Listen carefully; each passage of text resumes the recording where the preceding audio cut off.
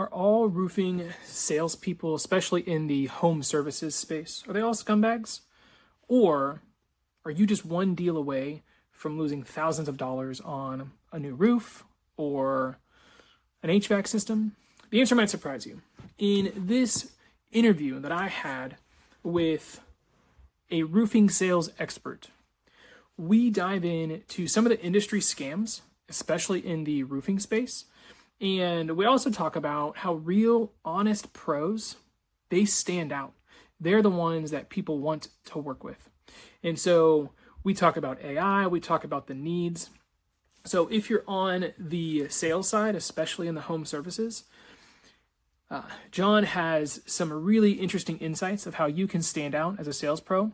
And if you're on the solution side, maybe you build in Zapier, Glide, or whatever tool, there's some gold in here too. So if you're looking to grow and build your business and just learn what other people need or how you can do what you do better, learning from the best, this is the beginning of my interview series where I talk to the people doing the work, the ideas and the needs that they have, and I'm talking to those who are building solutions for those who do that. So join me today. You're going to enjoy this interview.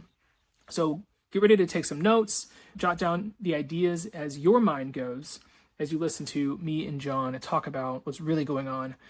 So we just met today outside Starbucks. Yeah. And I knocked on your window because I need a new roof. I help people make time for what matters most. Mm-hmm. And so maybe in work, that's more time for sales. Maybe in life, that's more time for family. That's different for everybody. And specifically the people doing the work are who I want to help because I've been there. Sure. Trying to get land proposals and do deals and do all these custom things for people. It's hard when you do all this work and, no, I'm not ready. I don't have time. Or I don't have the money. Or follow up in 2 months. Mm-hmm. So I wonder if people so you're in sales, specifically in roofing mm-hmm. sales. People might be like, what are some of the biggest things people like yourself get kind of bothered by, frustrated, or stressed out about in what you're doing in the day to day? Well, I guess I would sit there and say, people don't realize why I'm there. Oh. I'm there because yes, I am good at a few things, not too many, but I'm good at navigating through insurance. I'm good at knowing exactly how damage works, where that's going to be problematic. Because any of the storm that you just had in May, typically you don't see it for 6 to 8 months. Right. The other problem is with roofing, when a storm hits, 13 roofing companies hit that area. Oh, yeah. And a lot of them don't know what they're talking about, whatever. The reason why I'm there is because I see just from driving by that I can help them. Mm-hmm. And I can help them because the thing is I know how to navigate all this stuff. Nice. I'm looking at you got a 14-year-old roof or something like this. That turns into an ACV policy at some point, meaning that you're only going to get about half of that back. All right. The insurance companies aren't going to tell you when they transfer it to an ACV policy. So that I'm here. I've got a lot of things. So if you want a 20 seconds to just say you're not interested, I can't do much more. Right. So I guess getting all that information to them first, the reason why I'm there. I'm not just padding, roofs. Yes, that's what I sell, but that's only I can sell you a retail roof. Right. But I'd like to see if an insurance can pay for it because I see policyholders that have been so for 30 years, never filed a claim, or they've bought 3 roofs, they just don't know it. Right? There's roofing companies that just hire a 17-year-old to pay him to just knock on your door, $20 for you to just have general interest. All right. They have flooded the market. They're rabid and they're just annoying. Yeah. And then the guy behind them, the sales, he doesn't really know what he's talking about. They're such a Ponzi that they've never trained anybody and they're never going to do it right. That definitely weakens the industry as far as trust and just accountability as a whole. Yeah. So I'm in an industry that has scumbag, people in it. Like the persona is. How do you differentiate? What do you want to take from me? Right. Exactly. What do you have to offer? There are companies that'll just tell you to file because it's a numbers game. And that's not the case. Like, I don't want anybody to file if I can't win it. If I can't win that, I'm not going to file that because I don't want that to be on your claim. I don't want you to get false hopes. I don't want any of these things. So like yours, for instance, it was going to be tricky. But that's why but you also shouldn't have a metal roof over shingles. That's why you're having the leaks that you're having. One way, shape, or form, we got to get that taken care of. Right. Honestly, if a lot of these roof covers went away, it would be a lot better. Yeah. I mean, it's the market is saturated with sharks. There's a lot of blood in the water. Yeah. And people don't want to swim there. Chuck in a truck. Yeah. You know what? So I'm aligned talent, like people who have experience with the tools and technology that are available.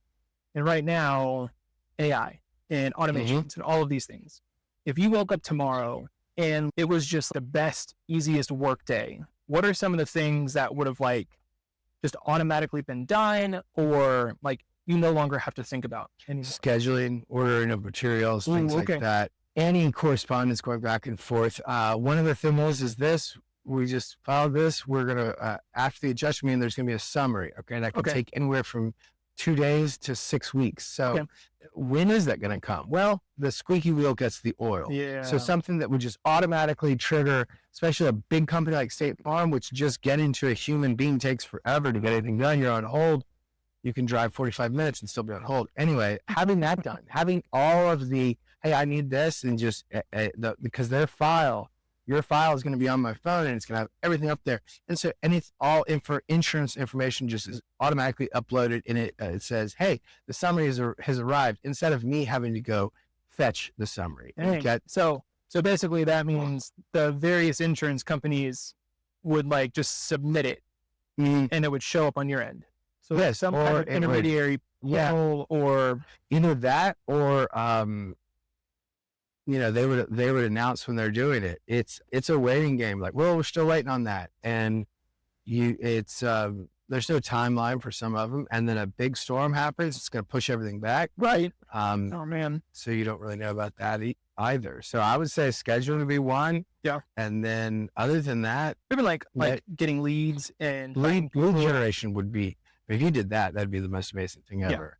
Because you want people that are interested, and even if they're just a little bit interested, I can tell them, in their level of interest. But lead generation is the biggest problem, because too many people have been knocked on the door and so they're just bad taste in their mouth. Yeah. And too many people just don't know that they need something like that. So like if I could just come in and be like, yep, and just do one street, just take care of people. And my team is large enough to where we would schedule these things out and have everything to where get the new roofs put on just like that. But there's a lot of wasted time. So lead generation is by far the number one. Yeah. So having some way to get in front of people that you can serve and help with their like the best way I've heard it put is a lead is someone you can contact.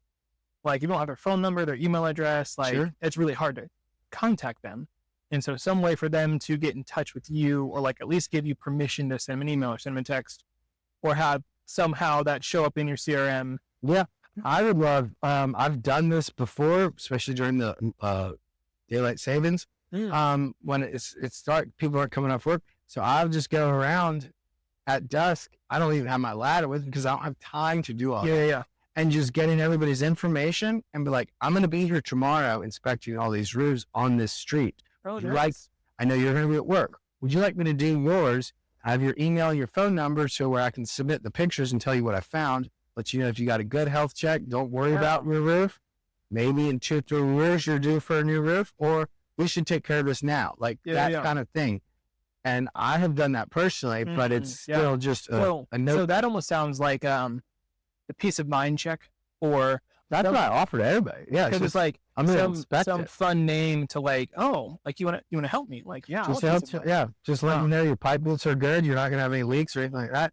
That's what I do. If I see damage up there, then we go a different route. But I have no problem going to every single house and just checking them out. Yeah, and I do that all the time. I'll tell people like, yeah, I know you had real bad hail and he got a new roof, and I don't know. I mean, your shingle's in good.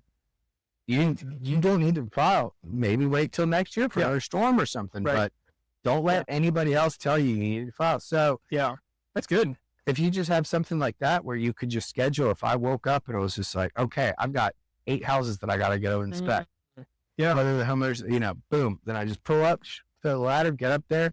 And then it's not even worried about filing if they're home or not. It's just that I have that it's more of a lead. Right. Yeah. More where you're a prospect now because you filed the claim. So it's, and just letting people know, all right, Frank's good, Maggie's not, do. And then it's a productive day after that because AI can't take over, inspecting, like getting up there and find, stuff like that. Yeah. But AI can do a whole lot for this industry. Yeah. And also spanning people's policies. Interesting. So there's a lot of clauses in your policy. Oh my gosh. Endorsement clauses. Are you willing to send me your policy and I'll run it through our agent or AI agent and it'll tell me the things, what I can and can't do kind of thing, or what's covered, what's not covered. Like, totally. Code endorsement. So this house probably built in the 60s. 56. Okay. Good call. All right. A lot of times they used skip sheathing back then. They didn't do OSB or anything like that. Nope. So the decking can't be more than 1/4 of an inch. Okay. If it is, depending on your policy, that can be covered. If you have code endorsement, I think in general, most policies, code endorsement is either added or at no cost or added at it's low cost. $3 a 6-month premium. People don't understand that, so they don't check that box or they don't get it. I would check that box now that I know. I've gotten people whole new decking, whole new wood. Wow. Based on a hole that a tree branch did because this whole thing was out of code. Oh my gosh. Oh yeah, that's great. You got so much in there. I love it. There's a guy. Yeah. Right before Helene, he hadn't even made his first mortgage payment. Oh, okay. Helene hit it, put a hole in it. Went up there, found it. I was like, this is wildly out of code. And there's nothing wrong with it. No, yeah. It's just out of code. You can't build a new house that way anymore. Right. But we were able to get him a full roof replacement and new decking just from a hole that they gave him like $600 or something like that to fix. And I turned it into, that. Yeah. So there's a lot of things. People scanning their policies, letting them know where they sit. Oh man, I might pick your brain later about what even questions to ask to scan a policy the right way. Because I can do the programming of AI. I enjoy that. I'm a nerd. But to take your information, your expertise, and actually create something that anybody could use. Even give it to homeowners. That's a lead magnet right there. Yeah. What's the name of your company? American Roofing Company. American Roofing Company. Roofu.com.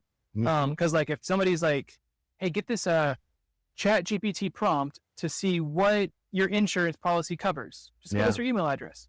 I mean, homeowners across the country would do that. Would that help you or not? But no, I would. But at the end of the day, I mean, I'll sell roofs. I'm not concerned. But people need to be insurance is such a strange game. Yeah. So I'd like to help people out just with insurance. I'll sell roofs. I'll be fine. I'm not worried about that. But people, especially older people, it sucks. Yeah. It sucks. And I've heard tales and stuff like that. Like I said, it's a scummy industry. Yeah. Whether we've had roofing companies that she's old, she'll never see the back of her house. So they only did the front of her house. Oh my gosh, no. So this whole time she thinks she got a full roof done. And this is adjuster told me about. So any final thoughts of what would, if you were to think of waking up and just I mean, not to say you don't enjoy your job, because it sounds like you do and you're good at it, but man, because one of my bents is I want to simplify work so people have more time for what matters most. The things that would need to be true, or this would make work simple. Not to say that it's not. Scheduling leads and scheduling inspections. Cool. So I wake up and it says, I've got 6 inspections to go do. Yeah. Then I'm done for the day. And it gives you the route. Then I'm done. Yeah. Then I'm done. That's fine. Cool. The last one I would say is going through policies or whatever. And if there are rebuttals, instead of me having to figure out how to rebuttal a denial or something like this, AI does it. Yeah. AI's a lawyer. Figure it out. Yeah. I can totally program that. Not a problem. Yeah. Okay, cool. John, it's been a privilege and a pleasure. Yeah, thank you for coming by and this serendipitous. Absolutely. Yeah. Absolutely. Yeah. So that's the interview, and one of many as I have been connecting with people because I really want to know what's going on and what people need. And please ask questions. Like, follow, and subscribe. The channel is Simplify Work with Kevin Eaton, and website simplifywork.io. And if you know what the IO stands for, put it in the comments below because it's a new one, right? For some. Yeah, I'm here to learn and share what I'm learning as we can work towards making freedom because we all need more for what matters most. Thanks so much, and I'm here to connect. Talk to you later.